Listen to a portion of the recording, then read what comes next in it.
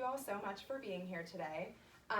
This month as the EPA, we're here to discuss our 10-year goal, and more specifically, we really want to discuss that 10-year goal as it pertains to plastic use in the United States. So does anyone have any comments or ideas that they want to open up our meeting with? I do. So something that is relevant to plastic waste and sort of reducing plastic waste is that Coca-Cola was named the largest producer of plastic waste for the second year in a row in 2019. And so in a worldwide audit of plastic waste in the world conducted by the organization Break Free from Plastic, they found 11,732 Coca-Cola produced items that were collected from beaches and cities, streets, and neighborhoods. So those were just plastic items that were discarded throughout nature. And then Nestle and PepsiCo also took second and third positions of the most plastic waste items collected.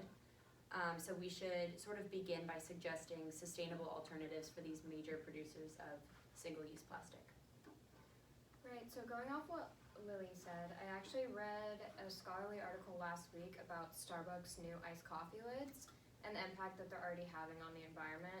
So this might seem like a small change at first, but this new lid would prevent the use of over 1 billion plastic straws every year. So I think that might be a good place to start for our goal. Okay, cool. So like with both of those things in mind, does anyone have kind of like a more specific idea of what our goal should be for the next 10 years?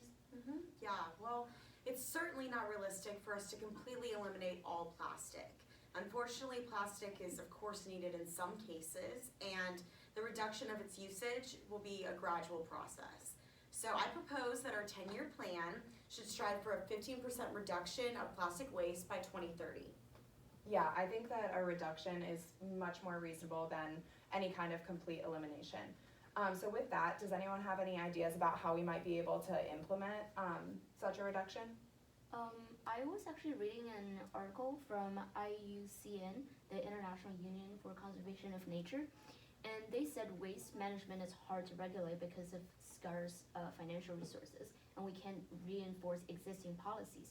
So I think we should instead focus on recycling and reuse of plastic materials. As IUCN said, this is the most effective action.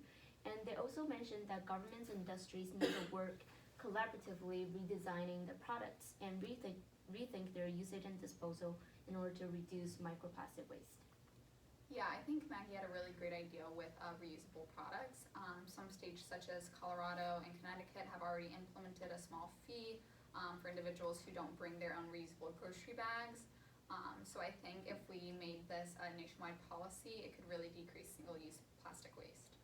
I think we could also even go a step further in looking into like offering some sort of tax break or incentive that would help kind of motivate the companies to get on board with the movement as well.